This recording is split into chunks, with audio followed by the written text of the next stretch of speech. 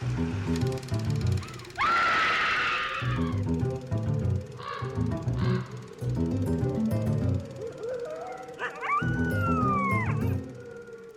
and welcome to Scream Scene, the horror movie podcast, where normally we watch every horror movie ever made in chronological order and then rank them.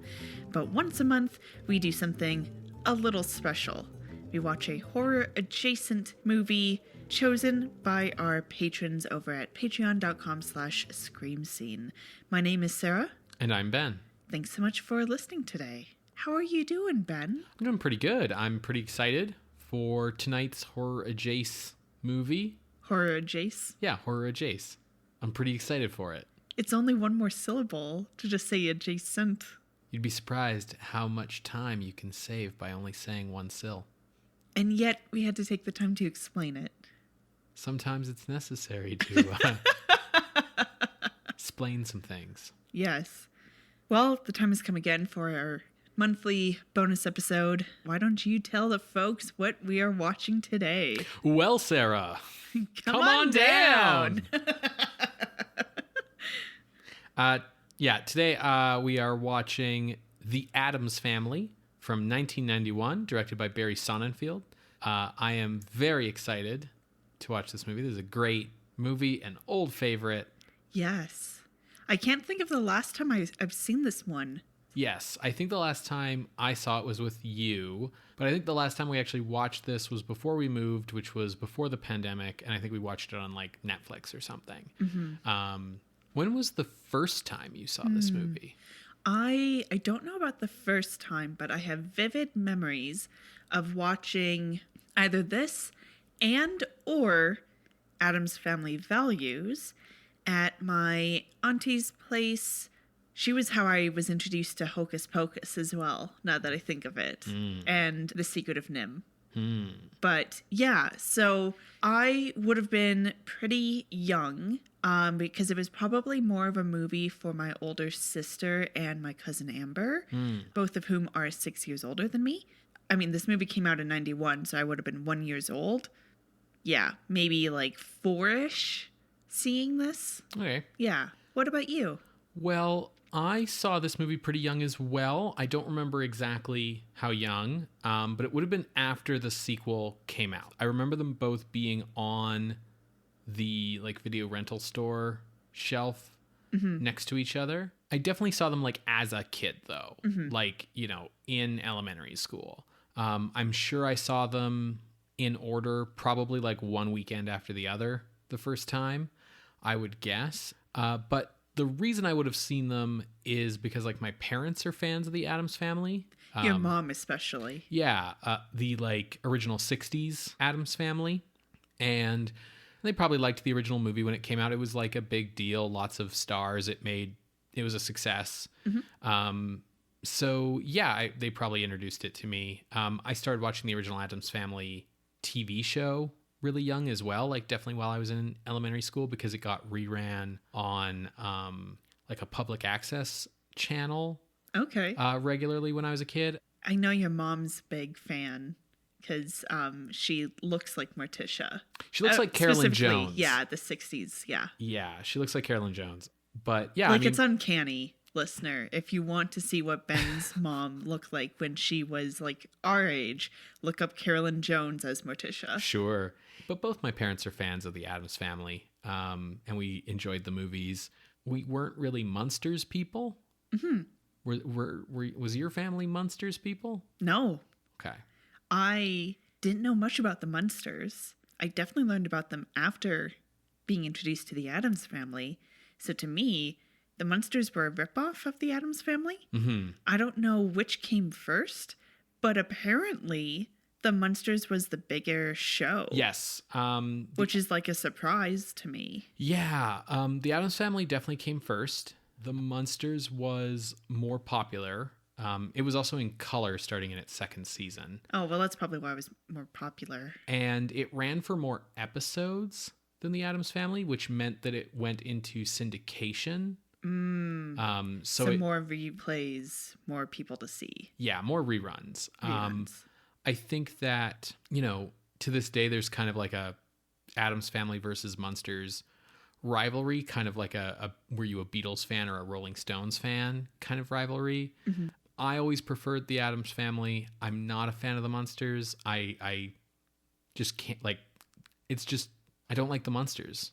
You don't need to explain yourself to me. I don't have enough context to say whether I like them or not. Right. The people who like the Munsters get, like, real defensive about it.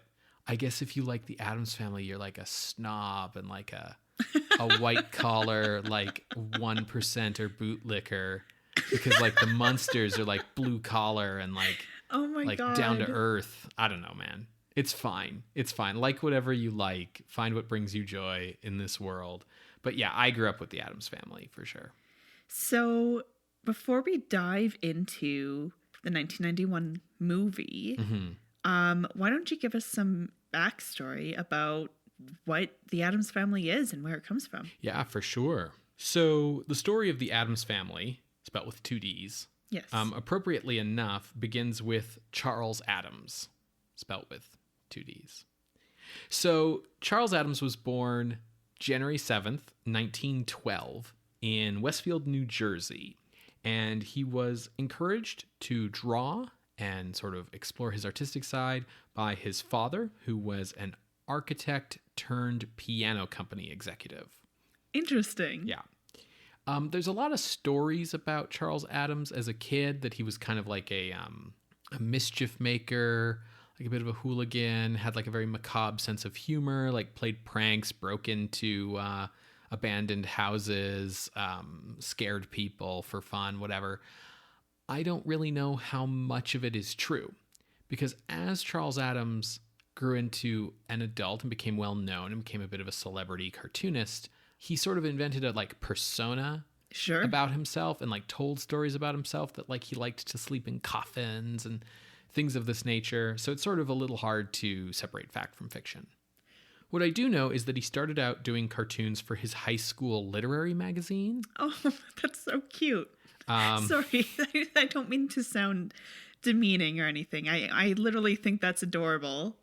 So yeah, so that's his earliest stuff. He attended Colgate University, the University of Pennsylvania, and the Grand Central School of Art in New York City. And then after getting out of school in 1933, Addams began working in the layout department of True Detective magazine. Okay. So that was like a magazine that would have like true crime stories and stuff, right? Yeah. And so Addams' job was to take the photos of crime scenes with all the corpses and remove the blood from the photos. Sure. So that they could be printed. Yeah. And Addams complained about this job because he always felt that the photos and the corpses were more interesting with the blood. They told a better story with the blood. Yeah, that's why they're asking you to remove it. He began submitting cartoons to The New Yorker around that time as well. For anyone listening who like isn't familiar with The New Yorker, it's a very pretentious, snobby magazine. It's been around for hundreds of years. It's definitely kind of known for being like very, you know, drink your tea with your pinky held up kind of vibe. And when I think New Yorker cartoons, I think of like, I just will not get the punchline. Yeah, so in addition to the magazine articles, they are well known for their cartoons, which have a very similar like style. Mm-hmm. There's a lot of people who've done cartoons for the New Yorker over the years, including like at the same time. Like it's not like there's just like one cartoonist, but a New Yorker cartoon has enough of a distinctive style that like people can parody them as a genre. But generally they are like a black and white single panel cartoon in a fairly like simple line art style with a caption at the bottom that provides the punchline. And usually it's sort of the style of humor I would describe it as is very droll. Mm-hmm. So, yeah, Addams began submitting cartoons to them, and his cartoons became a regular feature in 1937. So they were in the magazine regularly from that point on, and they were renowned for their macabre sense of humor. The cartoon that sort of launched him to fame that became like the most reprinted, that got put on like cards and posters and calendars and whatever, is a cartoon called The Downhill Skier. You've probably seen it, actually. It depicts a skier going downhill. There's a tree behind him, and his tracks behind him from his skis go around the tree as if he had like passed through it. Okay. What's the caption? There's no caption. So is it that he's a ghost? There's like another skier on the hill who's like looking at this like, what? But it's surreal. It's bizarre. Maybe he's a ghost. Maybe just something like weird happened. It's meant to sort of just be like a weird brain thing, because you're like, you see the tracks go around the tree. It takes you a moment to like catch up, realize what that implies. Okay. Yeah. This is what I mean with not getting the punchline of New Yorker cartoons. Right. Yeah. So like this was very famous, very popular. Sure. Very much like his best known work. Besides The Family. Well, his best known like cartoon as a cartoonist, I would say, because I think a lot of people aren't familiar with the Addams Family cartoons by Charles Addams. I think they're familiar with the TV show and the movies and all of that, right? That's fair. So yeah, the Addams Family characters appeared in these one-panel cartoons as like a recurring element in his cartoons starting in 1938. So it's not like they were like a feature like Garfield or For Better or Worse. It's more like, imagine like The Far Side, and how like occasionally you'd be like, oh yeah, like that cow's been in a few of these, or like that scientist has been in a few of these. It's like that, where like occasionally the cartoon would use the family as characters. Now see, Far Side, I get the jokes.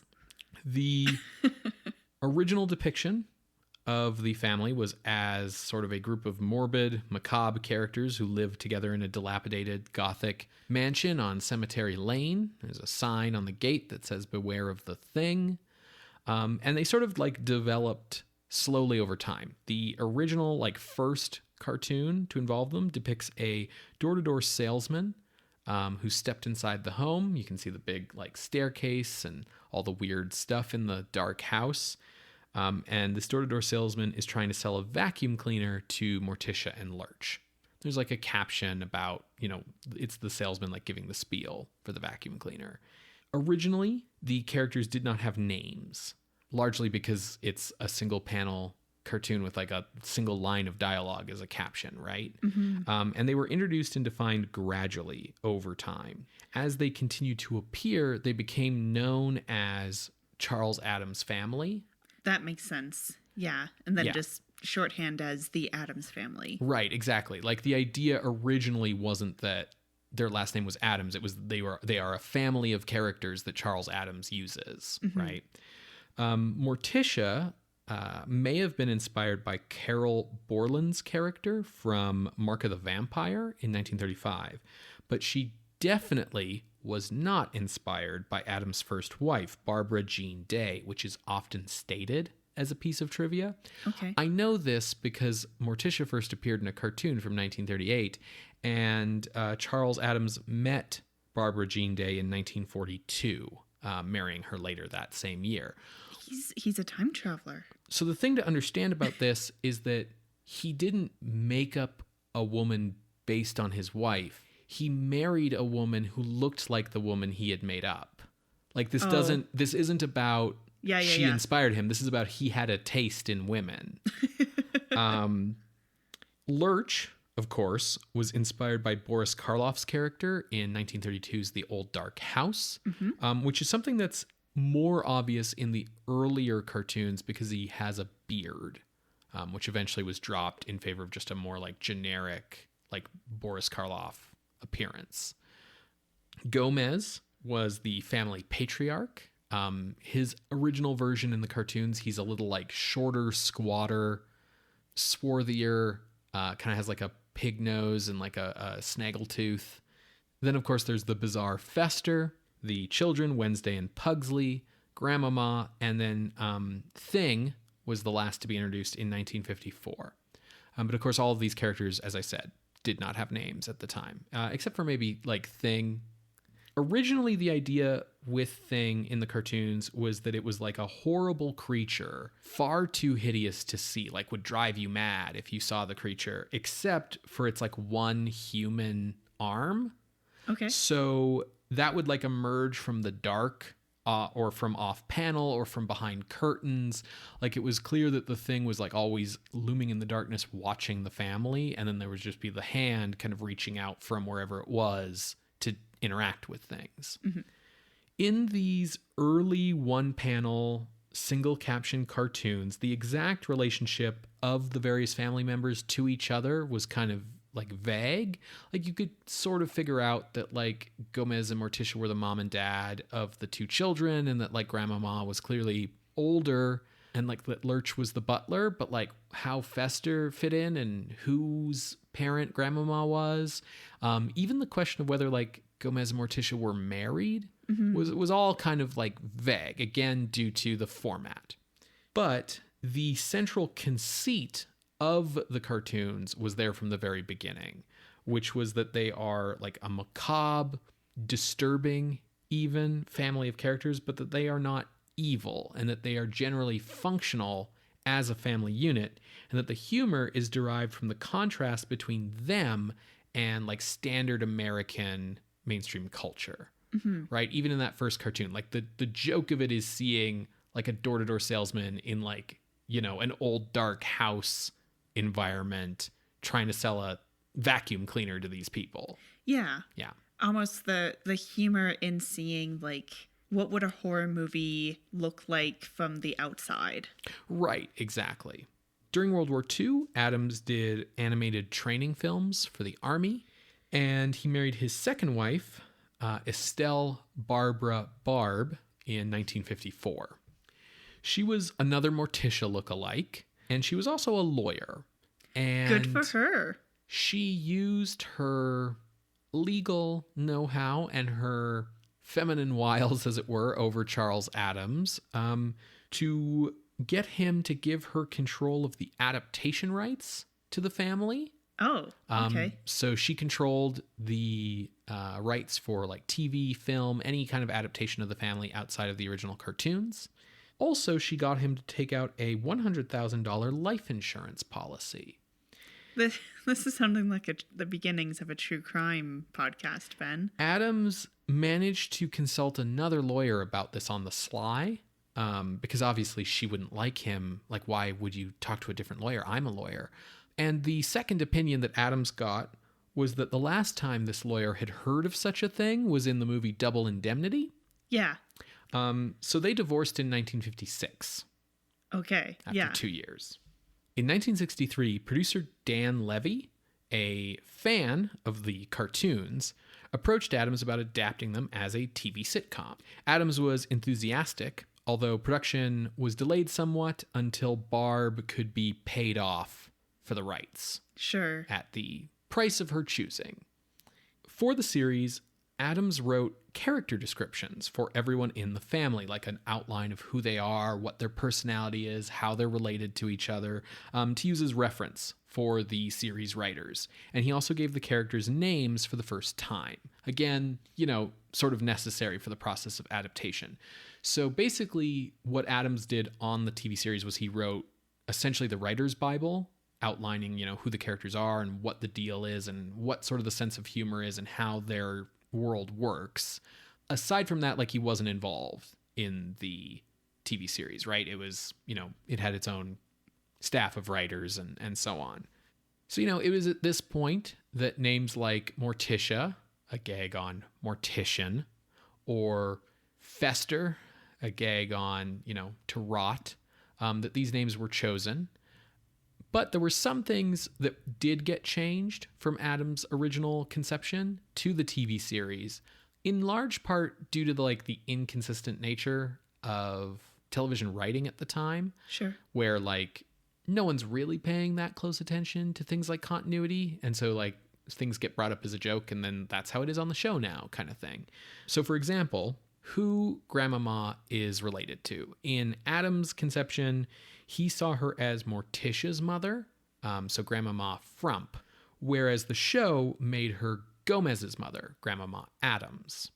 Similarly, in Charles Addams' mind, Fester was originally Gomez's brother, Uncle Fester. But on the TV show, he became Morticia's uncle, and thus was Uncle Fester that way, and therefore, like, of the same generation as Grandmama on the show. Additionally, Pugsley's original name was Pubert, but this was changed because they couldn't get that past the TV censors. Yeah. So it became Pugsley. Wednesday's name comes from the rhyme that has the line, Wednesday's child is full of woe.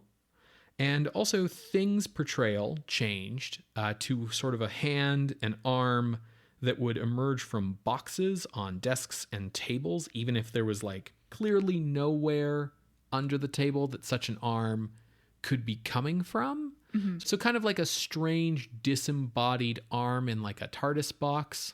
Yeah. Basically. Also, new characters were added to the family, like the fan favorite recurring character Cousin It and Morticia's blonde sister Ophelia.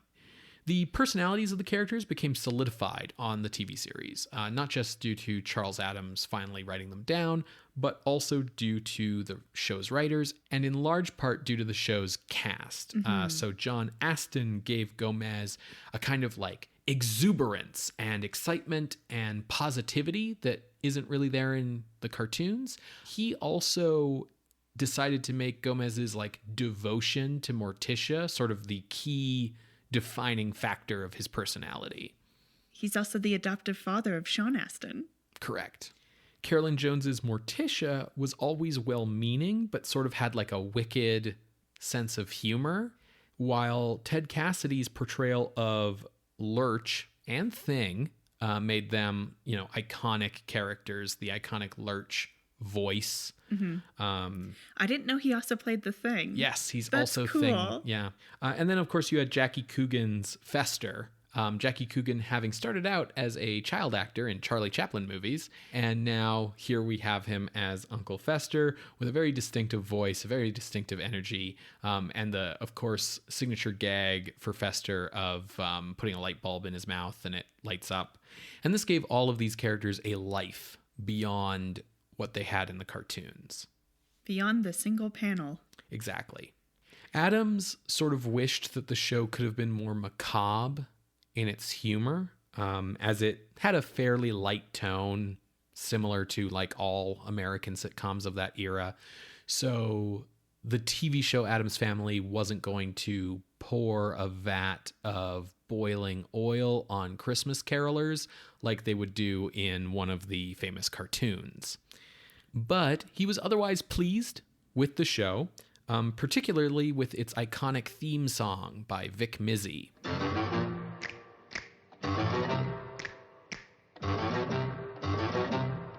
Ultimately, the show stuck to his core formula, contrasting the Addams, presented as happy and normal people in their own context, with regular American society, and therefore satirizing American society and its norms. However, when the show debuted in 1964, The New Yorker dropped Addams' cartoons, believing that the sitcom made the cartoons like tacky and vulgar, and that something you could just see on TV every day shouldn't be in the New Yorker magazine. You see. Let me just adjust my monocle. Indeed. It's funny because that's their mascot. Yes, straight up. You have a fucking mascot, guys. Come on. Yeah, like the mascot is a dude with a monocle and like a high collar and a top hat. The show ran for 64 episodes from 1964 to 1966, eventually being canceled for low ratings. But, you know, it was like a success of its time, and over the course of reruns over the years became, you know, a pop culture mainstay, especially the theme song. Absolutely. There were several revival attempts for the Addams Family in the 1970s. So, for instance, there was a TV movie that was sort of meant to test the waters for if, like, a new show could be done in 1977. It's called Halloween with the New Addams Family, A bit of a confusing title because it's the same Addams Family. All of the original actors reprised their roles with the exception of Blossom Rock, who played Grandmama because she was simply like too old by then to reprise the role. Wednesday and Pugsley, even their actors reprised the roles as their characters are now like, I think, young adults or late teenagers. But there was also Wednesday Jr. and Pugsley Jr., rather uncreative names for Morticia and Gomez's like second set of children who were basically just exactly Wednesday and Pugsley. We're dealing with that's like really confusing because that would imply Wednesday's kid. Yeah, and but Pugsley's kid. It's not. It's their younger siblings who literally are just them as they were as small children on the original show. Yeah. And then there was Henry Darrow as Gomez's brother. It's in color, so it's kind of like a unique thing for getting to see all the original actors and stuff in color, but it's like not good, really. Sure. It's fine, but it didn't create a new series out of it. Slightly more successful was a 1973 animated series from Hanna-Barbera, which used Addams' original character designs for how the characters looked on that show, and also restored his original version of how the family is related to each other. So Fester was once again Gomez's brother, Grandmama is Morticia's mother, and that's been consistent from that point on. That show also featured the return of most of the TV cast for voice roles, with the exception of the children and Grandmama. The voice of Pugsley on that series was provided by an 11-year-old Jodie Foster. Oh my God. There's your fun fact for the day. Fun fact. Addams married his third wife, T. Addams, full name Marilyn Matthews Miller, but she went by T. That's Addams. Cute. Yeah. He married her in a pet cemetery in 1980. They moved to an estate in Long Island that they named The Swamp in 1985. And he passed away in 1988 of a heart attack. By his request, he had a wake instead of a funeral, and he was cremated instead of buried, with his ashes interred in the pet cemetery. T managed his estate until she passed away in 2002.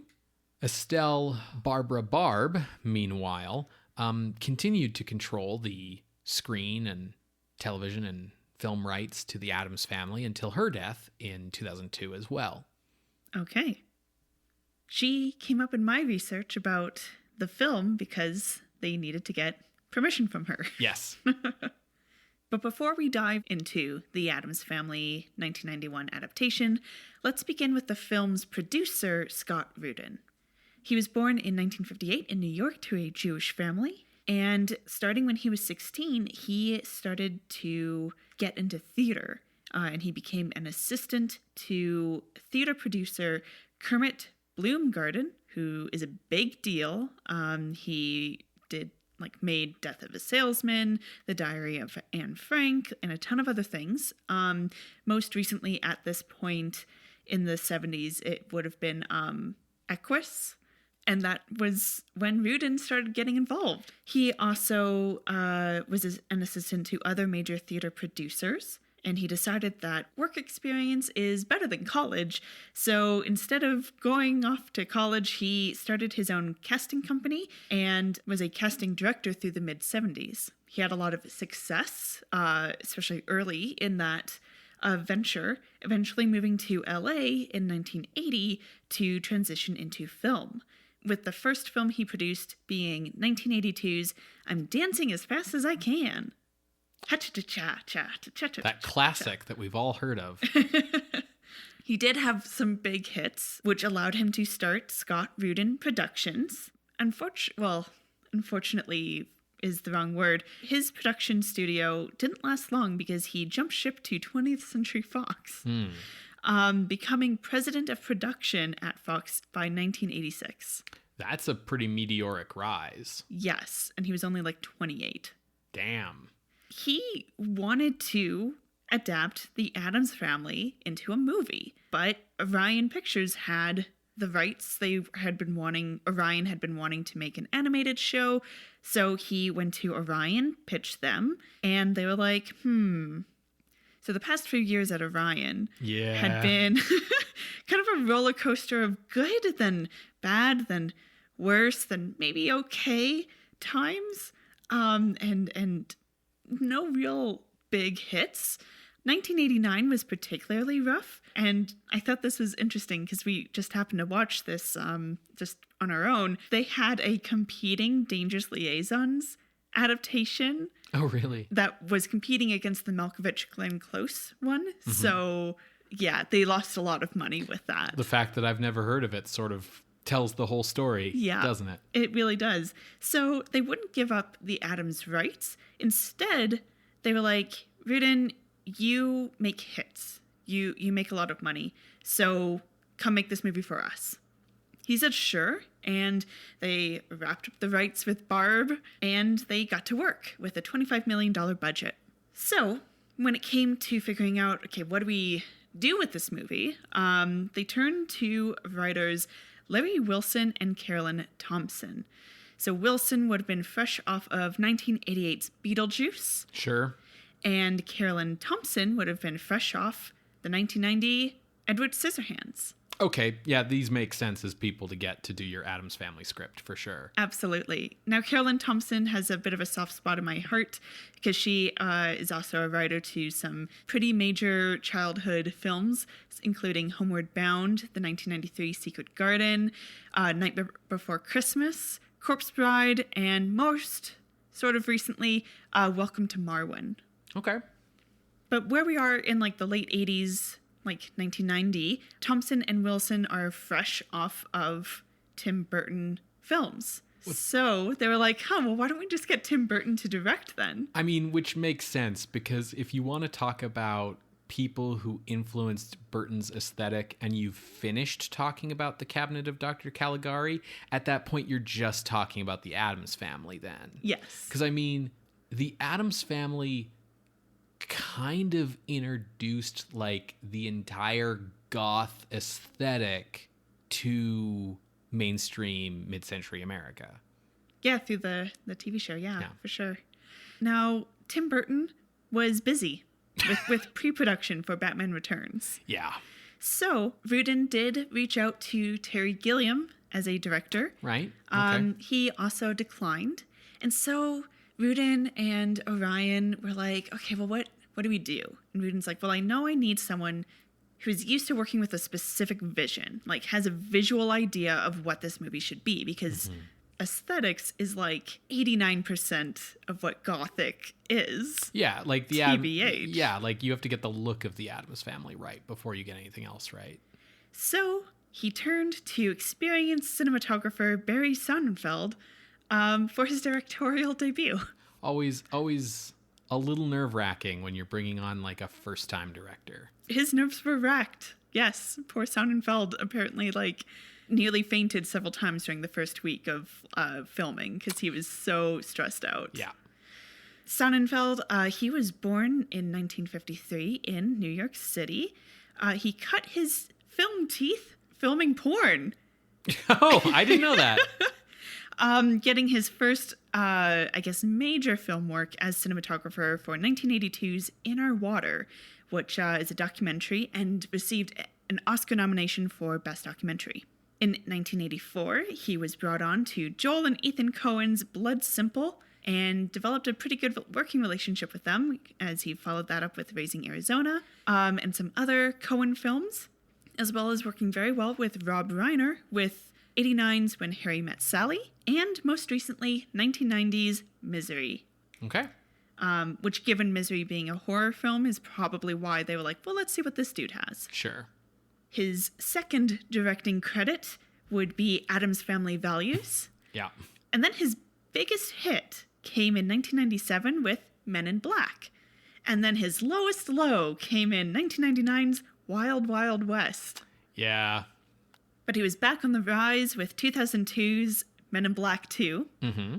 He would also be producer on the 2004 Lady Killers, 2007's Enchanted, and his most recent credit, especially for producer, is 2022's Disenchanted, the sequel to Enchanted. Huh.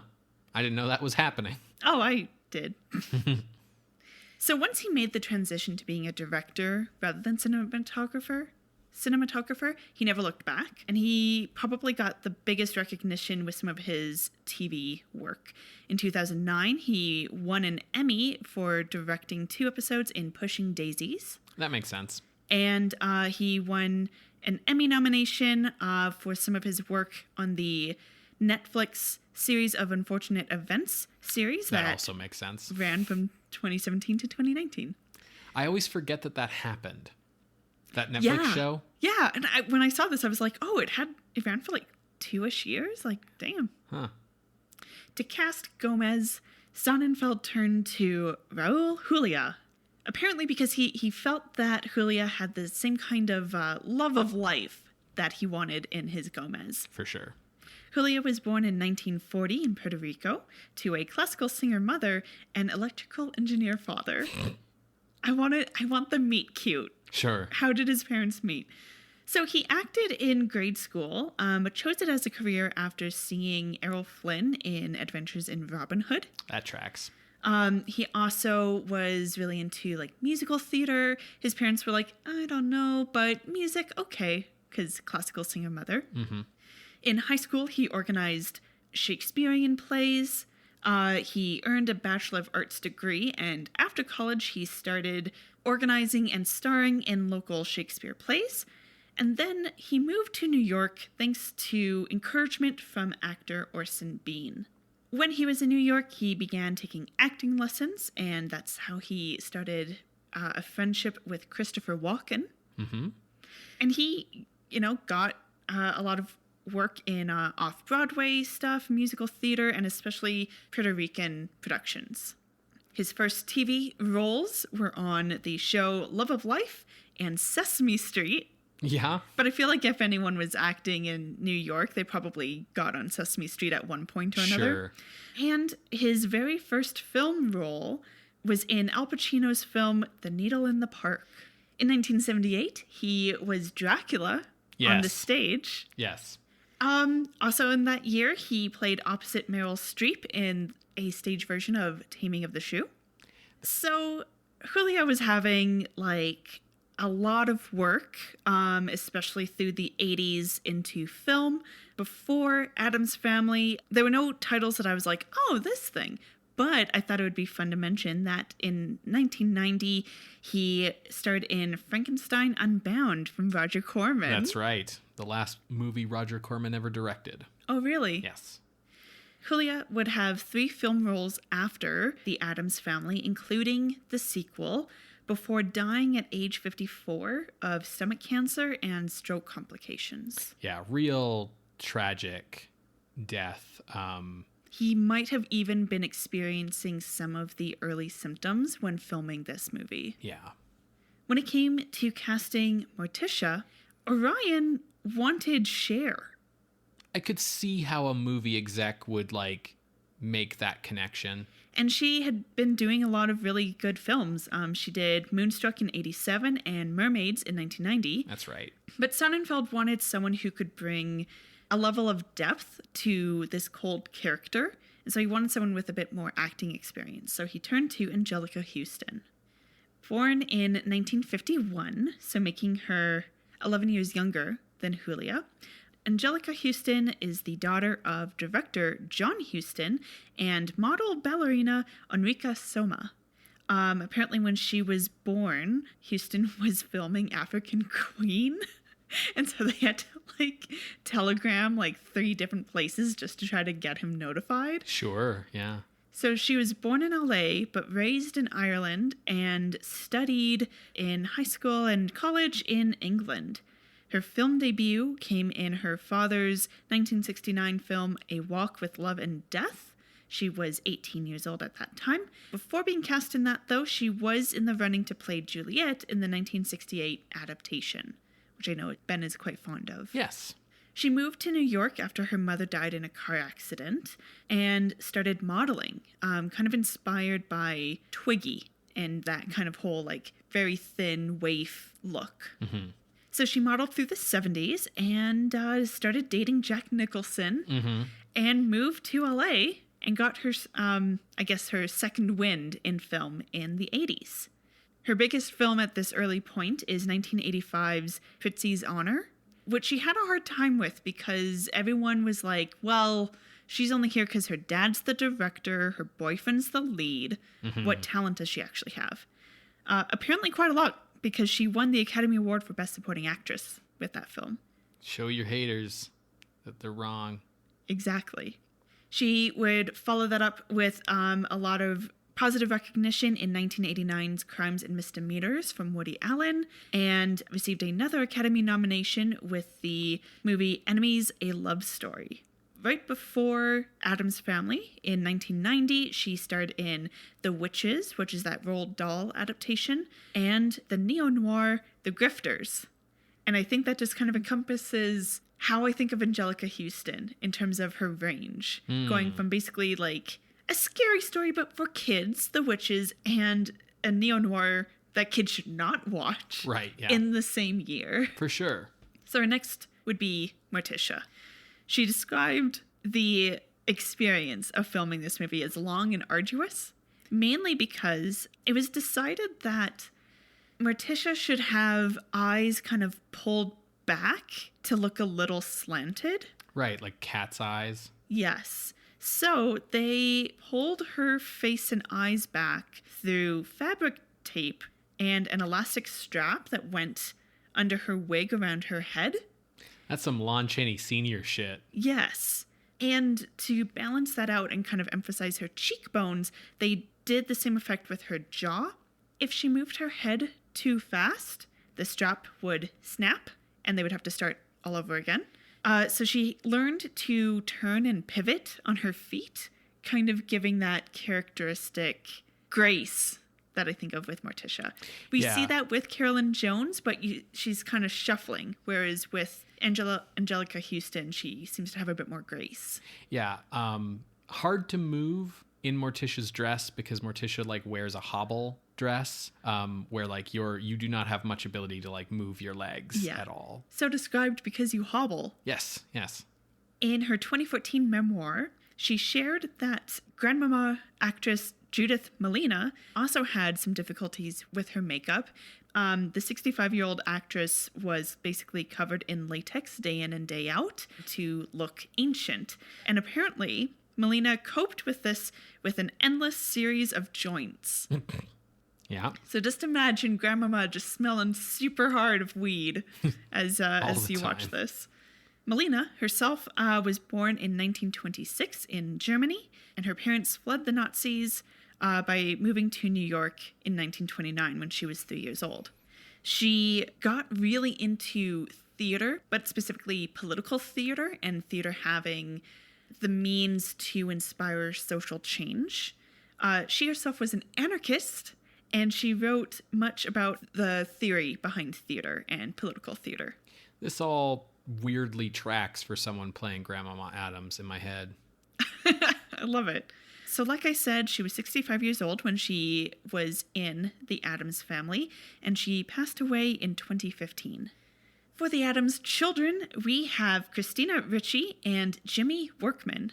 So Ricci was born in 1980, making her 11 filming this, and she made her film debut in the 1990s, Mermaids. Oh, okay. Yeah, with Cher. I kind of always thought that this was her first movie, so I didn't know that she was in anything before this. And she had a series of hits and acclaim through the 90s, including Casper, Now and Then, and starring in Angelica Houston's directorial debut in 1996's Bastard Out of Carolina. She would return to horror in Sleepy Hollow. She did a film with Woody Allen called Anything Else. And then another big claim to fame in terms of critical recognition is her role in 2003's Monster. Yeah, she's also in a Wes Craven werewolf movie from 2004 called Cursed, which we'll watch eventually on the show. But yeah, she was kind of like an it girl for a while there. And I always kind of think of that as like starting with everybody kind of noticing her in Addams Family, because she certainly like brings a lot to Wednesday that just like wasn't there before. Absolutely. I think you really see it in Family Values. Yes, Family Values is a great showcase for Wednesday. Most recently, she has been playing Lizzie Borden, first in a 2014 film and then in a 8-part TV series in 2015. Huh. Jimmy Workman, for his part, didn't do much acting after Addams. He did some stuff here and there, but eventually was like, I'm good. Turning instead to be behind the cameras as crew.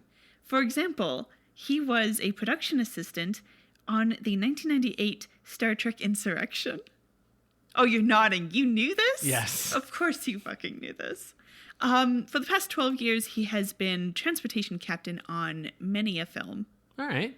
You know, steady work, because he's a worker man. Yeah, I'm sure he gets that a lot. Now, I won't speak much to this, because it's kind of like fresh this year. But his younger sister is an actress on Modern Family. Oh. And he has been pretty involved in getting her out of a bad situation with their parents, taking advantage of her working money. Sure. And yeah, so I won't really speak much to that because a lot of that seems to be like the news this year. Okay. And so I feel like it's too early to say like. Yeah, like too early to comment on. Yeah. But you know, he's still doing things. Of course, I would be remiss if I were to not mention Carl Strucken, who plays Lurch. He is a Dutch actor known for his physical characteristics due to having acromegaly. In addition to being Lurch on Addams Family, he has notable roles in Twin Peaks and as Mr. Hom on Star Trek The Next Generation. Some fun facts about him. At age 15, he was composing waltzes. That makes sense. How does that make sense? Just seems like the kind of thing he'd do. Jeez Louise. He went to Amsterdam's directorial school, and his first film role was as the Brute in 1978's Sgt. Pepper's Lonely Hearts Club Band. A bad movie. But it has him. Yep. He would also be in the 1985 Ewok TV movie, which I know you own. Yeah.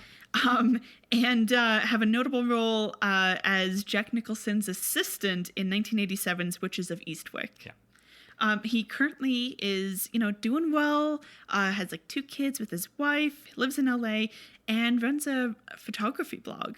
Cool. That's great that he's like still alive. Yeah. Acromegaly tends to shorten your life expectancy. Yes. I always thought that he was like a perfect, like they lucked out into finding like a perfect successor to Ted Cassidy, basically. Like, yeah. He has the perfect look for the role of Lurch. Both he and Ted Cassidy were Lurch and a role on Star Trek.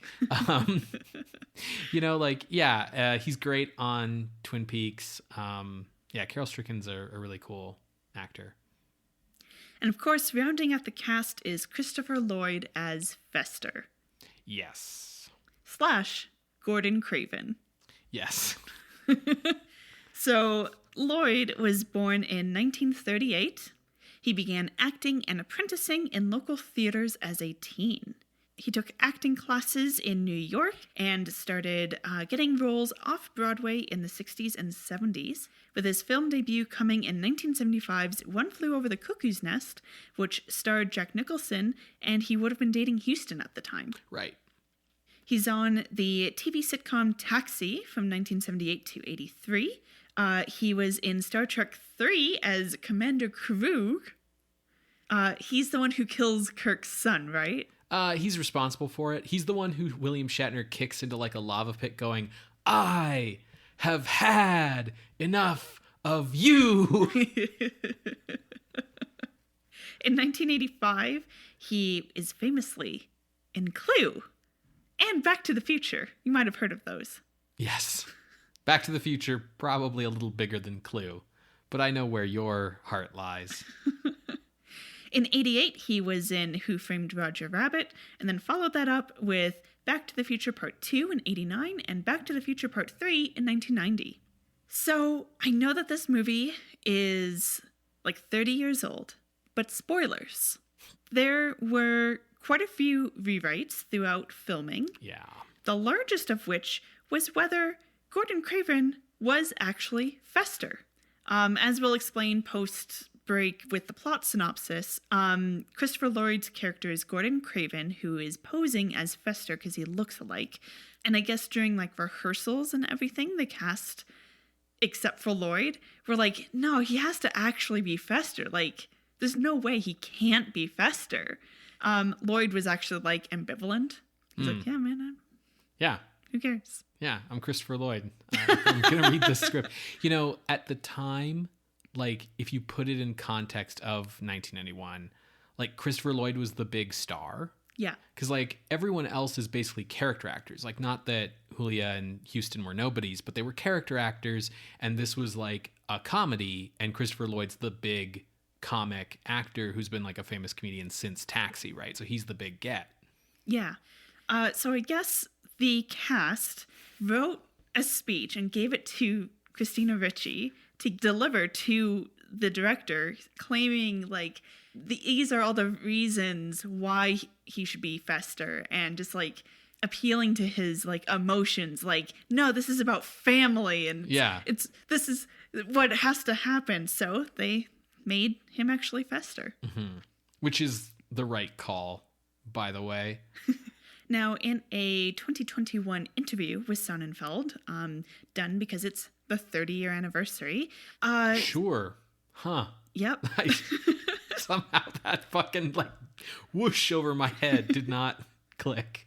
Sonnenfeld shared that he was actually a bigger fan of the New Yorker comics rather than of the sitcom, specifically because he liked the dry wit and black humor rather than the, like, wow, in the 60s sitcom show. Yeah. So a lot of the rewrites were mostly to bring more of that dry wit in. And those rewrites were done by Paul Rudnick, who would end up writing the sequel as well. Yeah, there's a few gags in this movie that are taken right from some of the cartoons. And I think, like, the deal was, like, I think Scott Rudin also really liked the cartoons as well. But, like, the TV show was what Orion Pictures had movie rights to. Yeah. Yeah, okay. But, yeah, I think this movie, sort of like the Ninja Turtles movie that came out in 1990, does a really good job of, like, blending the like original source material with like the more popular version of the source material. With all those rewrites, as well as some other issues in the production of this movie, they would go over their $25 million budget to a total of $30 million budget. Still not bad, actually. Not bad. $5 million, not bad. Let me tell you about some of those things that happened. Yeah, and I guess I also have to remember that, like, Orion Pictures was teetering on the brink of collapse at this time. So, yeah, go ahead, Sarah. Regale us. Regale you. So I hinted at this, but Sonnenfeld was, like, incredibly stressed out. He was sick from stress, like, 10 weeks in. Like, he fainted on set. It was ridiculous. 20 weeks into shooting, the cinematographer, Owen Roseman, quit to go to another film. Yeah, because at 20 weeks in, you'd probably expect to be done by then. Yep. 20 weeks that's a long shoot. Now, I won't go into too much about Roseman, except his name is left on the film because it's a big fucking name. He fucking did Exorcist, man. Yeah. He did Network, man. Yeah. So that's why his name is still on here. A cinematographer named Gail Tattersall was brought in to replace. Now, Tattersall, this is pretty early in his career, like not like fresh, but like pretty early. He would go on to do a lot of TV and film, including 2001's 13 Ghosts and 2002's Ghost Ship. However, a few weeks after being brought onto Addams Family, he fell ill and had to go to the hospital. So they didn't have a cinematographer. Well, they luckily did have one, actually. Yes, Sonnenfeld stepped in to be both director and cinematographer, which was certainly not helping his stress levels. No. So, there were issues not just behind the camera. During shooting, at one point, Julia burst an eye blood vessel, meaning that shooting had, for his scenes at least, had to be delayed until that would resolve, because otherwise he has a bloodshot eye, and that shit takes forever to heal. Also, Sonnenfeld's wife fell ill, She's out in New York. He's in LA. So they paused production briefly so he could go back to New York because she was that ill. So that extra $5 million, partly because of the rewrites, partly because of these delays. And as you said, like, that's like a really extended shooting period. And Orion was having challenges. Yep. 1989 was a tough year for Orion, and 1990 didn't show much promise either. They had 2 hits on their hands, Dances with Wolves and The Silence of the Lambs, but even those hits were not enough to keep the company afloat. Sure, you can't pay people in Oscars. So they began selling off IP and ongoing projects, including the Addams Family. So they were over halfway through production when they were sold to Paramount. Now, Sonnenfeld and reportedly Rudin as well found out about this from a reporter rather than their bosses calling them. That doesn't surprise me. Like, part of that is like, it doesn't surprise me that you, like, on your way out the office would maybe forget to, like, call them. It's just like, just let them make the movie. It's fine. They'll get paid. It's fine. Paramount bought them. Just let them do their thing. Like, not wanting to have that responsibility. But also, like, when you are making a movie, your head is so down to the grindstone. Like, you are existing in a little bubble where the only thing that exists is that movie. And so, like, it sort of doesn't surprise me that, like, no one noticed that, like, the letterhead changed on the memos, or, you know. But once they were aware, they did notice quite a few changes from Paramount. Orion had been fairly confident in the project, fairly confident in hiring Sonnenfeld in his own decisions to go with Houston instead of Cher. But when Paramount picked up the project, Sonnenfeld and Rudin basically put together like a 10-minute reel of like, here's a taste of what we've put together so far in this project. And apparently the execs were like, we can't release this. What is this? And so they were threatening to pull the plug on the whole thing. And it was to the point where like the project was deemed unsalvageable. But they were allowed to kind of finish. They had already done quite a lot and spent the money for like the sets and all that jazz. So they were told, okay, just finish it, whatever. When it was finished and Sonnenfeld had his director's cut, he brought it to the studio, showed it, and there were no laughs. And he was told to wait outside. 20 minutes later, he's brought in, and people are like shaking his hands, clapping his back, and like smiling. And he's like, but no one laughed. And they're like, oh, the big guy didn't laugh, so we couldn't laugh either. But no, we're releasing your movie. Now, part of why Orion was worried about Addams and Paramount was worried about Addams is because its release date was at the same time as Steven Spielberg's Hook. Which everyone thought was going to be a big hit. It was a big hit. Don't give me... The numbers don't lie, Benjamin. It was pretty critically trashed at the time, Hook. Yeah, but you can't pay people with critic reviews. Very true. Ultimately, Addams would earn $191.5 million at the box office on the $30 million budget. Yeah, that's huge. Hook would earn $300 million on a $70 million budget. Yeah. So it made money, Ben. Sure. The numbers don't lie. Sure. Hook cost a lot of money. Yeah. Part of the marketing push for Addams Family involved a video game, as was standard for movies in the 90s, it seems. Yes. It was a pretty standard platform game, didn't make any huge waves. They also did a tie-in rap called Addams Groove by MC Hammer. Mm-hmm. It was largely mocked. Mm-hmm. And then they also released a pinball machine, which is still the best-selling pinball machine of all time. Oh, I didn't know that. Huh.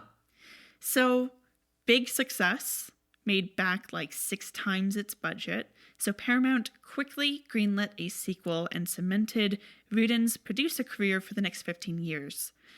Scott Rudin would be behind some pretty big hits that I wanted to mention. So 1995's Clueless, 98's The Truman Show, 1999's Sleepy Hollow, 2001's Zoolander, as well as 2001's Royal Tenenbaums and many other Wes Anderson projects, 2010's Social Network, and 2017's Lady Bird and other A24 titles. Now, Scott Rudin is a big-name guy. Mm-hmm. He's also known as an abusive employer. Yeah, okay. I was wondering if the other shoe was going to drop in this podcast. Well, the reason, okay. Yes. On April 7th of this year, 2021, he was outed as one of the most abusive bosses in the entertainment industry, with allegations including physical abuse, from throwing objects to breaking an assistant's hand with a computer monitor. So there's been a huge push in both film and theater for Scott Rudin to be put on a do not work list.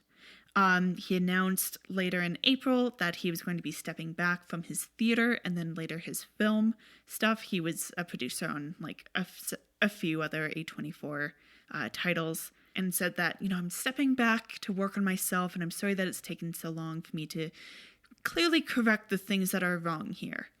He is age 63. Yeah, and he's been behaving like this for like 40 years. Yeah. Yeah. He's not going to work on himself. He's retiring. Yeah, exactly. Like yeah, exactly. So that's the Addams Family. When it comes to finding a copy to watch, there were some struggles with releasing the Addams Family after it came out, because when Orion was struggling, they sold international distribution to MGM, but then sold the domestic stuff and the project itself to Paramount. So it was like, okay, then who owns distribution? And Paramount can distribute in like the US, but not like international. Like how does this work? Further complicating things is eventually MGM distribution. Some MGM titles would be distributed by Fox. Yeah, when MGM went out of fucking business. So who owns anything, It's a bit of a quagmire. However, the most recent release came in 2019, a DVD and Blu-ray release of a double feature of Addams Family and Family Values from Paramount, also released individually. If you would like to stream it, you can find it on Amazon Prime, Apple Plus, YouTube, Microsoft, and Google Play. So it sounds like this movie's pretty available to watch if you're willing to spend a couple bucks. So if you want to watch along or pop in your copy or your VHS or whatevs, we're going to go watch the movie, even though we've seen it a lot of times, because it's a good movie. It's not as good as Addams Family Values. Second one is better, in my opinion. But that's not what people voted on, Ben. I know. I just wanted to say it. I like the second one more. So did critics, but it didn't make as much money. Anyways. You're going to hear a brief musical interlude, and when we come back, we will discuss The Addams Family from 1991, directed by Barry Sonnenfeld. See you on the other side. Is that Lurch? That's me trying to do Lurch, yeah. Okay. Yeah.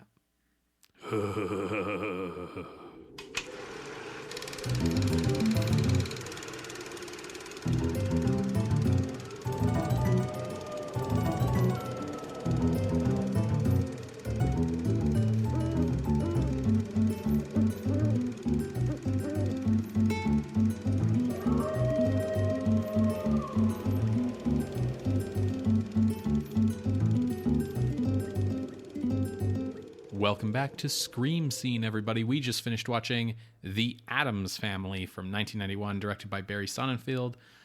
Sarah, I don't think I need to ask you what you thought of this movie. Because you were in the room while I was laughing? Yeah, and like we've seen it before, and it's good, and we enjoy it. Yes. In the first half, we talked about like how it's been a while since we last watched this. Does it hold up for you? Oh, absolutely. Yeah. Totally holds up.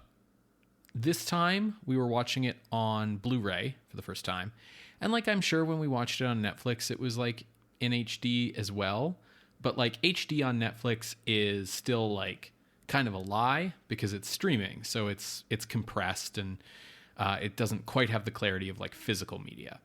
Which is all to say that like there was a bunch of like background jokes and like things at the edges of frames and like details in like the set design and things like that I hadn't noticed before watching it this time. So that was kind of fun.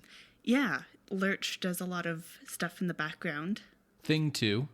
Well, let me give a quick synopsis for anyone who is not familiar with the goings-on of this film. Sure.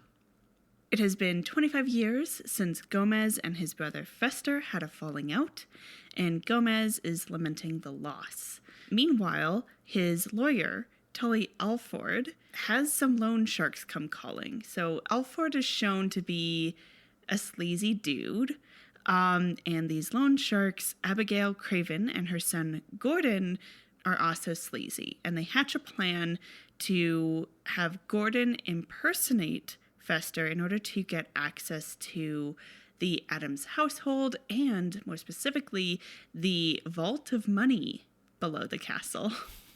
Spanish doubloons. Yes. This plan seems to be going well. There are a few moments where Gomez and Morticia and the whole Addams family are like, I don't know if this is really Fester because he doesn't seem to remember some like jokes or like things that we had growing up, and clearly something's a little off. The story is that Abigail is pretending to be a Swedish doctor, and they found Fester trapped in a tuna net fresh out of the Bermuda Triangle, and he had amnesia, and so that's why he doesn't quite remember. Also, because she's impersonating a psychologist, she counsels the Addamses, saying that, no, you're just displacing your own guilt and resentment onto Fester. Like, he's Fester. You just need to accept him. And so everything seems to be going pretty well, almost too well, as Gordon, as Fester, starts to kind of lose his nerve about stealing from the family. He has bonded really closely with Wednesday and Pugsley. He's not really sure about going forward because he's fitting in so well. His mom, Abigail, is like, no, we're sticking to this. And what gives them a little bit more power in this is they learn that Fester is supposed to inherit all of the money. He's the elder Addams, so everything, including the vault, the house, everything should actually go to him instead of Gomez, which they leverage in order to kick the Addams out of the house, leaving Alford, Gordon, and Abigail alone in the mansion to get past these booby traps to get to the vault. Meanwhile, the Addamses try to get some jobs, struggling to do that. Some fun scenes with that, including the Thing becoming a courier at a big office building, making me want a version of The Wolf of Wall Street, but with the Thing. Morticia's kind of had enough, so she goes back to the house to try to talk some sense into Fester, and they end up capturing her and torturing her to try to figure out how to get to the vault, forgetting that she's into torture. Right, yeah, this does not work. The Thing follows Morticia, learns of this, and then gets Gomez to come rescue her. So Gomez shows up, and he's about to lead them to the vault.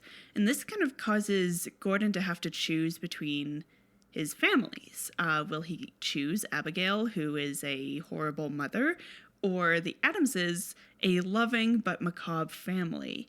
And he ends up going with the Addamses, showing his loyalty to that family, and picks up one of these books.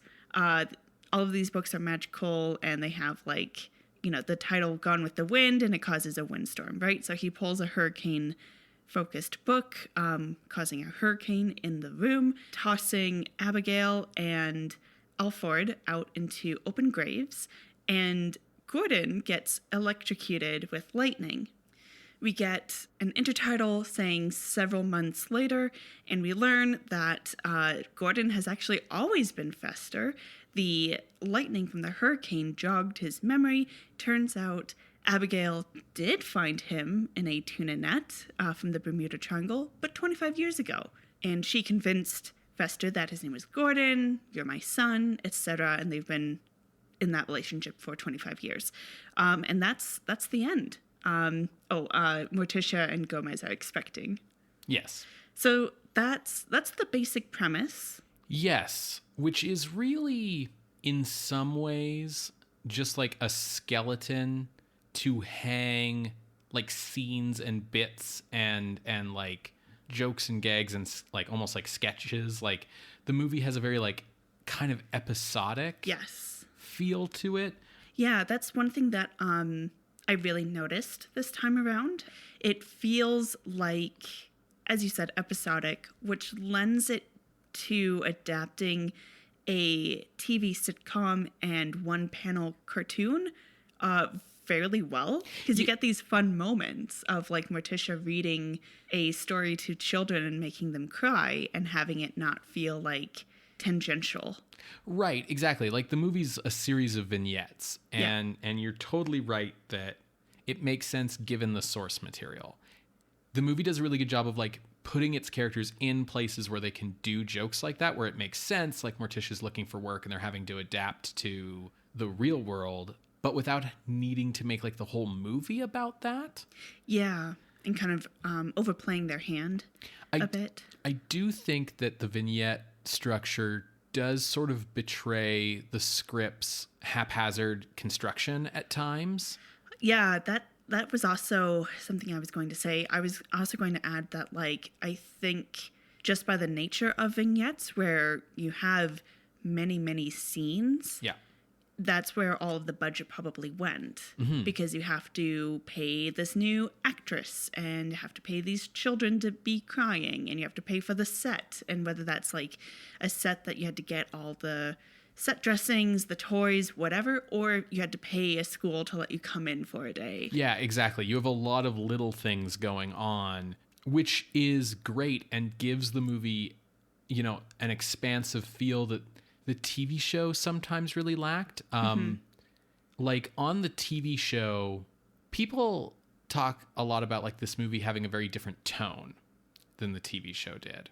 And that's sort of true in the sense that like the movie has like a more sinister aesthetic and kind of has like darker jokes and like more adult jokes that you couldn't get through on a 60s sitcom. And, you know, there isn't a laugh track undercutting everything. But honestly, the show adapts the sitcom fairly well. Like this is a very fair adaptation of both the cartoons and the sitcom. There are bits in here like that are right from the classic show, like Morticia pruning her roses or Gomez playing with his trains when he's upset, and all of those kinds of details. And the vignette structure lets them kind of do all of them. One thing that I think gives it a leg up on the old TV show is they can be a lot subtler with some of these jokes. Yes. Like they don't have to call attention to the fact that Morticia is cutting the heads off the roses. Whereas on the TV show, there would have probably been like a line of dialogue drawing your attention to that. Well, that's on like a 36-inch screen. Yeah, right? and like competing with your attention from like, you know, eating dinner or whatever else you have going on in the house. A movie has the advantage of being able to assume that the audience is paying attention because they're, you know, in kind of like a sensory deprivation tank with just a movie in front of them. So I think it has that advantage that it can be subtler. But, you know, if you sort of imagine this movie on the page, like you can hear John Astin doing Gomez's lines in this movie. You can hear Carolyn Jones doing Morticia's lines in this movie. The performances that Raul Julia and Angelica Houston give are different, but it's like hitting the same notes differently. Yeah. Absolutely. I think they do a fantastic job. I will say, I don't think I really realized this until watching the film this time around, but in my head, picturing Gomez and Morticia, I actually picture the 60s sitcom folks, rather than Angelica Houston and Raul Julia, which is weird because I was introduced to them first. Right.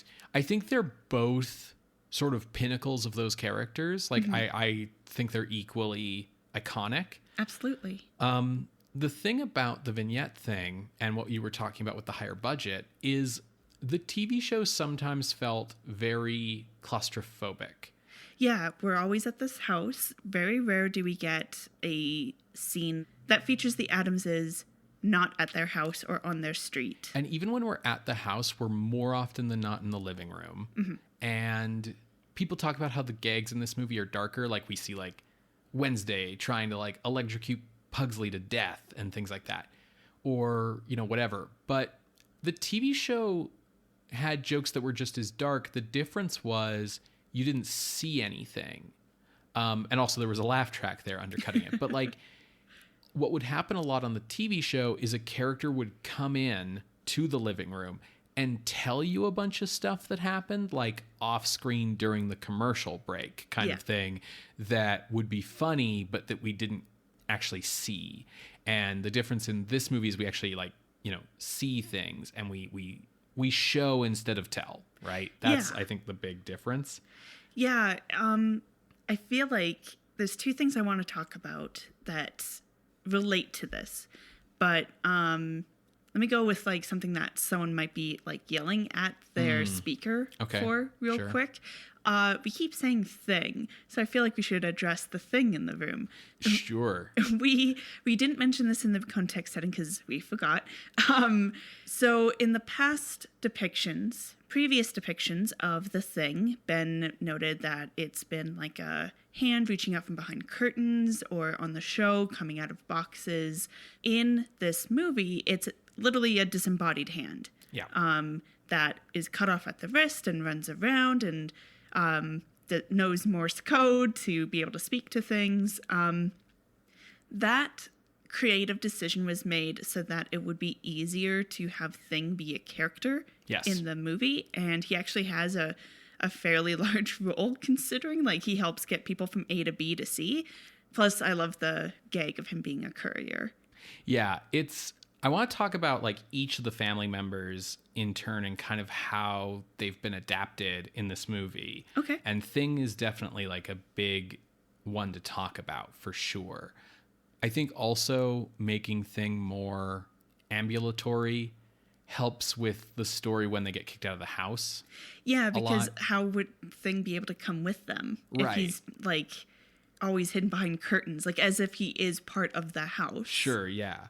One last thing I want to talk about with the script, and it's sort of I didn't mean to jump your gun. No, that's fine. But one last thing I want to talk about with the script's sort of haphazard nature is it does mean that like this movie doesn't really have a firm act structure. No, it felt very meandering, to the point where like I remembered them getting kicked out of the house and having to find jobs and those scenes, especially with Morticia reading to kids. But when it happened in the movie, I was like, really? Like, we only have like 10 minutes left in this movie. What are you doing? Yeah. Exactly. Like whenever I watch this movie and we get to the scene that's like Fester's party where they dance the mamushka and all that, I always think like, oh yeah, we're heading into the climax here. Like the climax is coming. And instead that's like not quite the halfway point, maybe like the 2/3 of the way through the movie point, because that entire thing about the Addams being kind of living in a motel and having to get jobs, like all comes after that. There's a lot of times where you think like you're heading into the end of the movie and you're just not. So it makes the movie feel longer than it is because it's only 99 minutes. Damn, they fit a lot into 99 minutes. Exactly. Good job, guys. Yeah, which is because it's that vignette structure with these quick, like one joke kind of scenes, right? And so I can understand why there were movie executives who were nervous about it. Yeah. Because most good movie executives, producers, anyone who's like high up in the business has a pretty like instinctual understanding of story and structure and kind of like what a movie should feel like. And sometimes that results in things being like way too formulaic, like, you know, by page 15, this should have happened kind of thinking.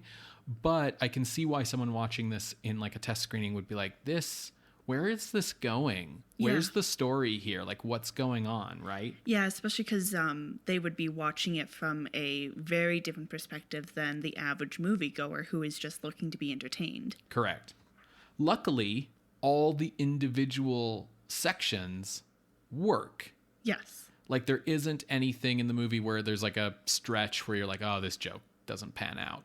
Like everything here works, and the movie gets to fit in like a lot of really good jokes. You know, you talk about Morticia reading to children. I really like Wednesday and Pugsley selling lemonade, and like the Girl Scout who comes by, and Wednesday asking her if the Girl Scout cookies are made of real Girl Scouts and things. Yeah, that was such a treat because that blonde girl guide is like Wednesday's main villain in Family Values, and I didn't realize that she is in the first one too. Yeah. So I love that they brought the actress back. Yeah, for sure. And you discover that she's also in Buffy. Yeah, she's Harmony on Buffy and Angel, which I didn't know at all. Yeah. Wild.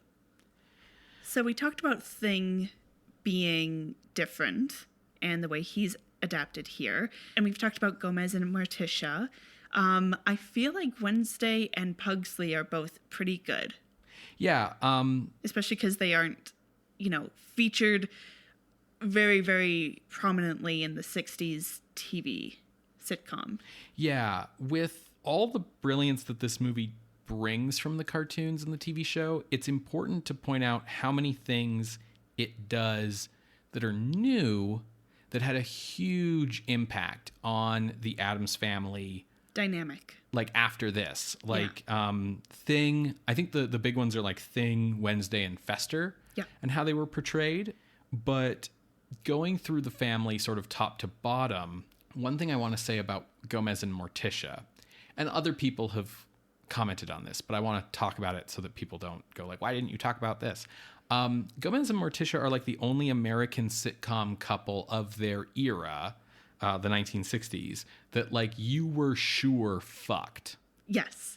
Like you would watch other sitcoms and it's like, do they even like each other? Or they would be so sanitized, like the parents on Leave It to Beaver or something, where you just like couldn't imagine them ever like doing anything other than like smile and dispense wisdom. Yeah. So on the TV show, you were pretty sure Gomez and Morticia fucked. The movie wants you to know. Like... Yes. To the point where, like, when Morticia is introduced on, like, the movie, her very first scene, she's like, you were unhinged last night. Do it again. Yeah, absolutely. I think Raul Julia brings a kind of Latino authenticity to Gomez. Like, Gomez always had a kind of, like... Latin lover kind of thing going on, but John Astin like isn't Latino at all, and so like his name is Gomez, and he's kind of this like Lothario type, but it comes through like much stronger with Raul Julia, and I think it makes sense. Yeah, and I think it really adds to the role. Angelica Houston brings like a sense of danger to Morticia. Like Carolyn Jones's Morticia was well-meaning, but maybe like a little bit wicked in her sense of humor. Angelica Houston feels like she could potentially be threatening you at all times. Yeah, like she definitely has blood under her nails. Yeah, I think she's ready to scratch your eyes out. Yeah, I think of the scene that she has with Fester in the graveyard that's like just like a long threat. The movie versions of Gomez and Morticia feel more like equal partners. Yeah, to absolutely. Me. The TV version, like, yes, they loved each other equally, but on the TV show, I always felt like Morticia was dominant and Gomez was very much like wrapped around her finger. Like Morticia's the actual head of the household and Gomez is almost like one of the children. Well, that's because in sitcoms, you usually have the patriarch being like the one getting into shenanigans, so he has to have someone who's like trying to rein him in, hence the like, do they really love each other because they're always nagging at each other. And she's always having to be like wagging her finger at him. Morticia didn't so much wag her finger at Gomez because she didn't really have to. She just had to like, I don't know, speak French or whatever, and it would distract Gomez from whatever stupid thing he was about to do. But yeah, these two feel like equal partners. Morticia gives Gomez the space to work through his feelings about, is this Fester, is this not, while telling Fester, like, don't fuck with him. Right, exactly. Christopher Lloyd kind of nearly completely reinvents Fester. This kind of makes sense, since for most of the movie, he's playing a fake pretending to be Fester who gradually comes to love the family, right? It's pretty clear when you watch the movie and you know that him actually being Fester was added on, that it is in fact added on. Because if you start like thinking about... Yeah, it doesn't make any sense. They should have integrated it a little bit better. Yeah, like his relationship with Abigail is less convincing, like her whole abusive mother shtick and his whole like arrested development thing like makes a lot less sense if we're being told that she found him when he was like in his 20s. Yeah. And raised him from there.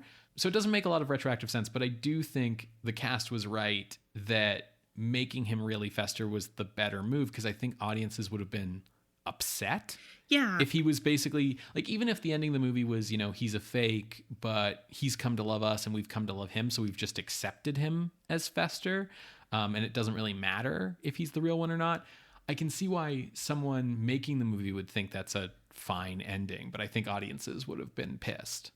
I agree. And I think that's because the thing about the Addams family that has been said many a time, and we even like hinted at it earlier, is they aren't a dysfunctional family. Right. They are a family that cares about each other, loves each other, and kind of unconditionally will help each other. Mm-hmm. And it's that dynamic, not the fact that they're weird and Fester Gordon is also weird, but it's the fact that he's accepted and loved, mm-hmm. that he begins to want to be part of the Addams family. Right. If it was suddenly like, no, you're not actually Fester, so he gets cast out, then is that love really unconditional? It kind of casts some doubt into the dynamic of the family. It also, if they did accept him, but they knew he wasn't really Fester, but it was just going to be this thing where like you get to sort of become Fester. Then the question is, where's the real Fester? It would feel as though Gomez was abandoning real Fester. Exactly. If he's been so devoted to getting him back for 25 years. Yeah. So it works the way the script goes and was changed, but they should have integrated it a little better. I think being that his character originates as someone who's just impersonating Fester, I don't know if that's what gave Christopher Lloyd sort of the freedom to do what he does with the role. But basically, the only things retained from Jackie Coogan's Fester, other than at the end he does the gag with the light bulb, is mm-hmm. like the look of the character. Like the look is the same look with the dark eyes and everything, and the weird like monk kind of thing that he's got going on there. But Lloyd's vocal mannerisms and body language are completely different. Mm-hmm. When you see Jackie Coogan's Fester or versions of Fester that have been like based on that version, like on the new Addams Family TV show, Fester sort of has a high voice like this. And Christopher Lloyd's Fester is like, no, children, you have to kill people by stabbing them through the heart. Like way more like lower down. Uncle Fester, why did you call me Marty? It's also, he develops this whole body language for Fester that is totally different from Jackie Coogan, but is like very unique. And even though they're totally different, it feels like Fester. It feels of a piece with the other characters in this version of the family. It's, you know, it's a unique version of Fester, but it works really well, especially with the more pronounced grim humor in this version. It's a really like complete performance, right? Yeah. What is always so strange to me is like they realize Gordon looks like Fester, and that's what sparks this whole scheme. Right. But he looks nothing like fucking Abigail. That's right. Like, did anyone go like, who the fuck is the father, Abigail? Like, how did you end up with this creature as a son? Yeah. And this is going off onto like this whole other thing. Okay. So I hope that's all right. Yeah. The Addams family is so interesting because they live in a cartoon world. Yes. Where you can electrocute someone and they're fine. They live in like a Looney Tunes adjacent world. Right. And this becomes more pronounced, I feel like, in this movie because we see the electrocutions and whatever, but they are also entering the real world through going to work, Right. but also seeing Fester work for Abigail. When they're like threatening Alford, Fester Gordon grabs him by the throat and then like rotates him on the wall. Until he's upside down. Exactly. In a very like, this is Addams Family humor and like physical comedy, whatever. But no one else in the world is doing any of these kind of physical behaviors or activities. That's right. Yeah. It only applies to Addamses. Exactly. So there's a few things here. One, it just seems to me that it would like happen sooner for Gordon to realize that he's actually Fester. Right. Because like he fits in just so much more with them than with Abigail, right? Yeah, and through the rules in this world itself. Mm-hmm. The second thing, and maybe it's because we were rewatching The Matrix, but it's like, are the Addams Family like aware of being in this cartoonish world and therefore know that electrocuting Pugsley isn't actually going to lead to his death? Like, are they aware of the rules of this cartoonish world? I don't think the Addams Family has to be portrayed with like a very weird amount of self-awareness. Yeah.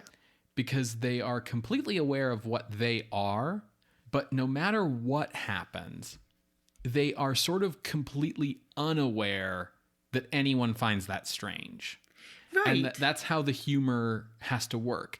Similarly, people find them strange, but no matter like how actually horrifically disturbing anything you see in the Addams Family house would be, the most that happens is people get like freaked out like they're Shaggy on Scooby-Doo and like run out of the house screaming, or, you know, they get very like aggravated with the Addams Family and stuff like that. Like, Thing is a disembodied hand. And he got a job on Wall Street. Right. Or like, even just in the house though, like when Tully and his wife Margaret come over, and granted, like, they're friends of the Addamses and they've known them for a while, but still, like, Grandmama plays this prank on Margaret where she pretends that Margaret has like pulled her hand off, but really it's just Thing.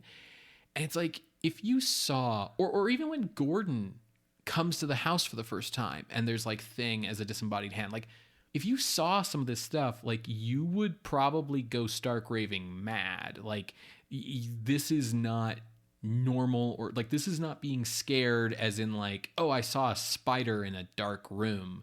This is like horror movie level shit. Yeah. But people's reactions to them are more like, what a bunch of weirdos, right? So no one is really working on real world logic fully. But it does feel like the Addams Family have freed their mind. They freed their minds from American conformity. Well, there we go. Yeah. Wrap it up, boys. We reached the thesis of the Addams Family. That's right. One of the longest lasting impacts of this movie is, as you were saying earlier, Christina Ricci's version of Wednesday. Yes. Some of this is, probably the work of the writers and the director in terms of, giving her dialogue and informing her performance. But, like, the fact remains that, as you said before, the children on the TV show were basically non-entities. They kind of came on every once in a while for a joke or two. They had some episodes that were about them, but they were rarely, even in episodes about them, they were rarely the stars of the episode. It was still like Gomez and Morticia you were spending the most screen time with. And they were basically played like cheerful little kids. Like, Wednesday might come into the room and talk about playing with her dynamite caps and decapitating her doll and her collection of pet spiders, but she would talk about this in the same kind of cheerful tone that like any kid would talk about playing and toys and pets. Yeah. So Ricci creates this like morbid, murderous, deadpan version of Wednesday that's become totally iconic and has been the model for every iteration of Wednesday since. Like, this is just what Wednesday is like now. Yeah. Like, absolutely, we would not be getting a Netflix series about like a teen Wednesday at like a witches academy or whatever if it wasn't for Christina Ricci's version of the character.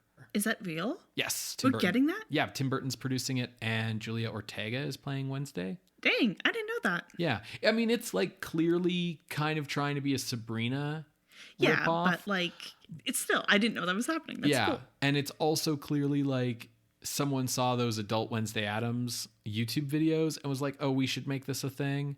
But again, none of that would have happened without Christina Ricci's version of Wednesday. Nobody's out here trying to be the adult version of Lisa Loring's Wednesday. Like, sorry, Lisa Loring, you know? Yeah. And same with Pugsley. Jimmy Workman, you're working. Yeah. But you're not bringing really anything beyond, like, he's a kid who's an Addams. Right. Like, he's not much. I will say he's a good, cheerful, dumb foil for Wednesday's schemes, and that, like, Workman has really good comic timing and on-screen charisma, to kind of have these lines, where Wednesday says, it has to warm up first. Oh, why? So it can kill you. Oh, I knew that. Like, he's really good at that, and I think he's still better than the TV series Pugsley, who kind of didn't have, like, any screen charisma at all, like just sort of was there, kind of dead behind the eyes, What has he seen? So yeah, I think Workman deserves some praise for like giving Pugsley more of a spark of life, but absolutely it's not the performance. Like, there's a reason why in the second movie it's focused on Wednesday. Yeah, for the subplot anyway, right? Like, she's half the movie. Yeah.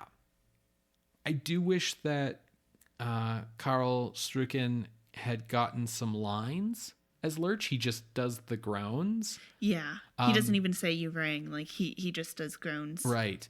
On the original TV show, that's all Ted Cassidy was supposed to do, was do the groans.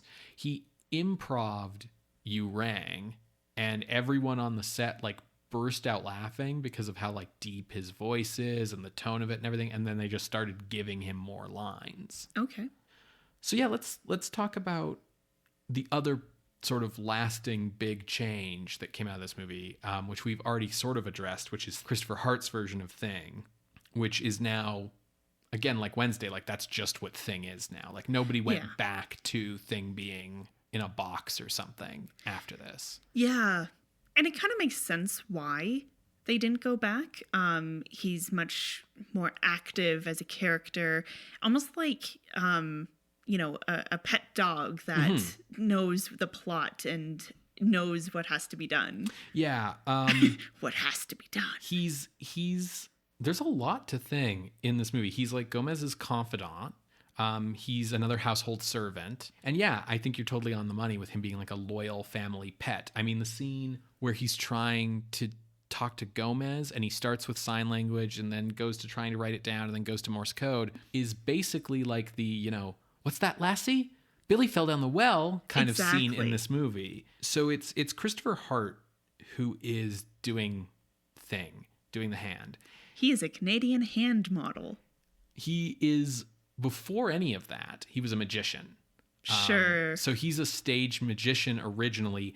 I've seen his acts. He has like a really famous one that he did for the Just for Laughs festival that would get like rerun on Comedy Central all the time.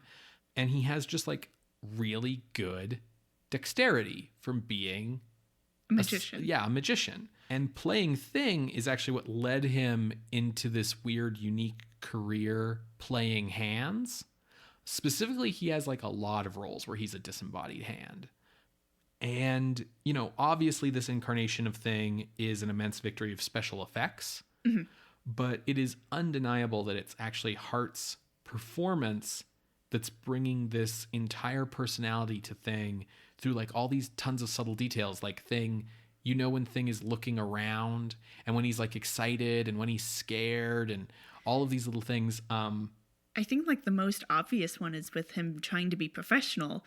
as Wolf of Wall Street when he's walking on the two fingers instead of the full hand. Right. I don't know why I keep saying he's on Wall Street. Yeah, there's no textual evidence for that at all. He's just carrying FedEx boxes through an office. You've just gotten like really obsessed with this one like notion in your mind. I really like, there's just like a lot of little things, but there's a moment when Thing finds the finger trap that Morticia has been looking for, and she takes the finger trap and she says, "Thank you, Thing." And Christopher Hart has Thing like bend down as if he's like bowing, as if to say like you're welcome. It's just like tons of little things like that.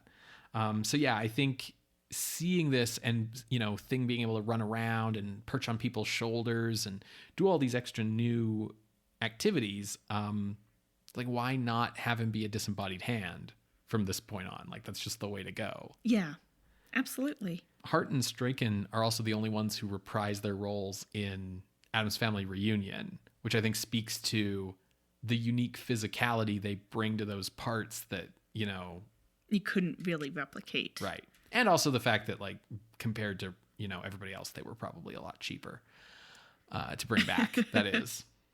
So moving on to like non-family members in the cast. I love that our villains in this movie, besides Abigail and / Gordon, is a lawyer who is a sleazeball and a corrupt judge.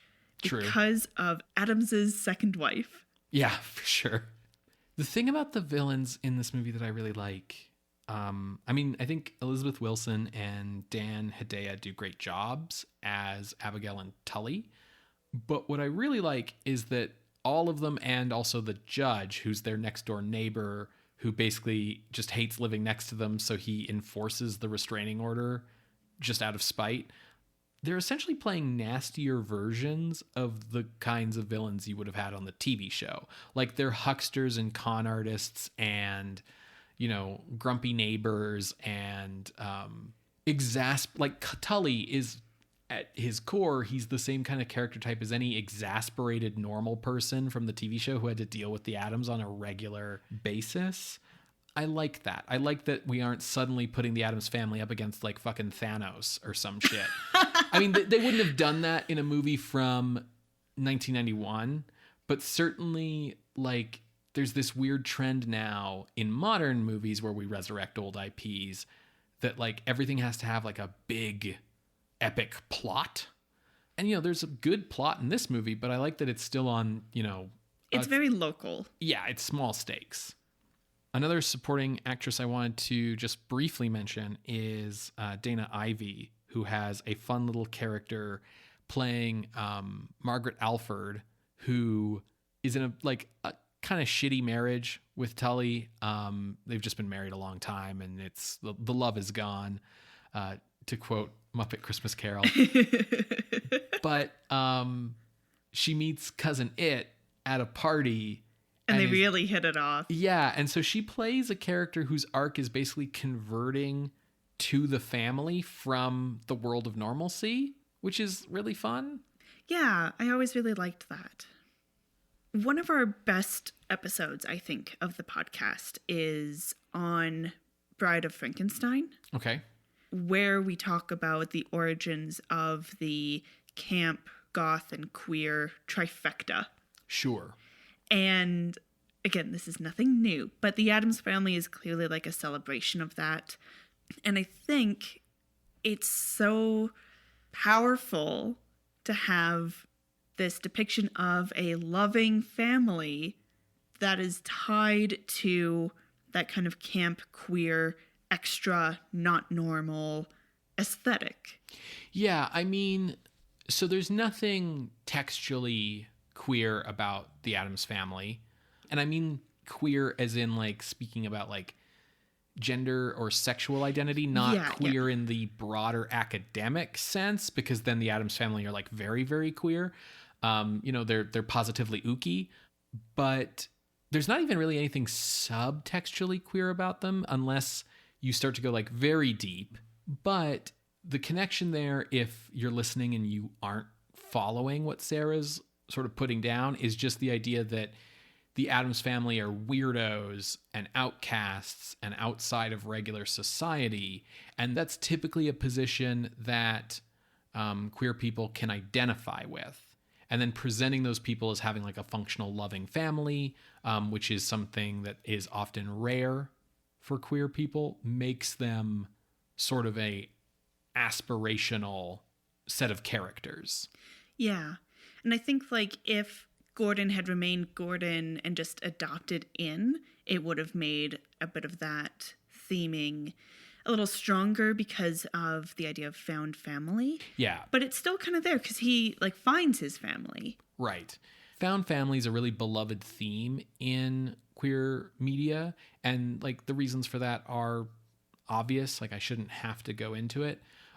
It's also become almost like rote these days. Like there's a lot of found family stories in recent media. And the Addams Family aren't really found family. Like the Addams Family are like, no, all these oddballs are literally a family. We are all literally related. There is something funny that's always been fun about the Addams Family in that the only family resemblance is that they're all weird. Yeah, right? Especially when you get to the sequel and the new kid has 3 legs or is like a octopus baby or whatever the fuck. If I'm remembering correctly. Well, like Fester doesn't look anything like Gomez. No. And like, yeah, Morticia and Wednesday sort of have a resemblance, but like Pugsley just looks like some kid. Pugsley, you can see a little bit of like Fester in Pugsley. A little bit. Especially when you see like pictures of Fester as a kid. Although Fester like apparently was always bald. Grandmama is just like a witch. Cousin It is a big ball of hair. They've got relatives with, multiple arms. They've got relatives who are hunchbacks. They got relatives who are, Siamese twins. The only factor that binds them together is they're weird. Their last name is Addams, and they have like a very sort of New England old money vibe to them. They're almost like one of those Lovecraftian families that like interbred and is full of decadence and decay, only like fun. Yet Gomez has like a Spanish like first name and is played like he's like a Latino character, but like he didn't marry into the Addams. He is an Addams. Right. Morticia married in. So like there's no and this isn't a complaint. Yeah. But there's basically like no attempt to kind of root the Addams in any kind of like real world familial, ethnic, historical identity at all. No, because this is the cartoon Matrix. Right. Because these are the Addamses, and the Addamses are just like their own separate reality. Exactly.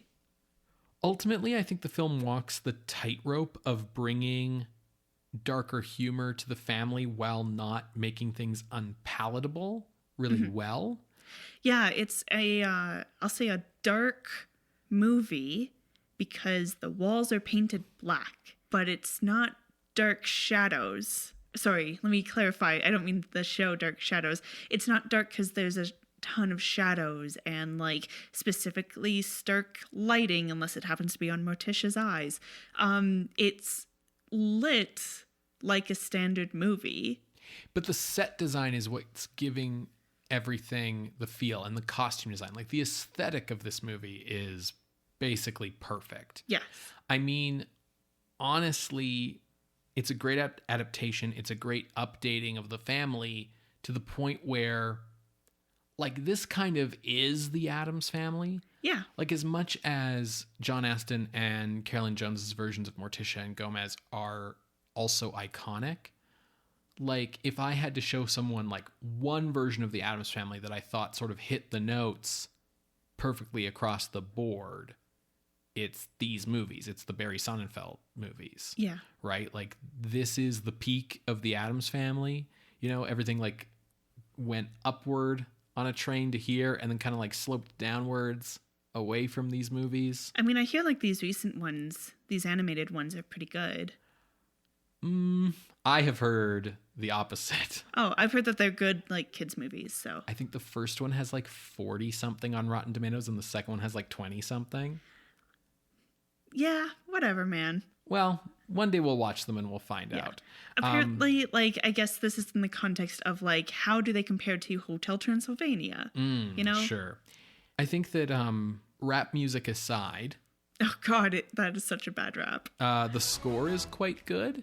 It uses bits and pieces of the TV show theme at times, but it also creates, like, a lot of its own really memorable background themes that I can, like, hear in my head really strongly, really clearly.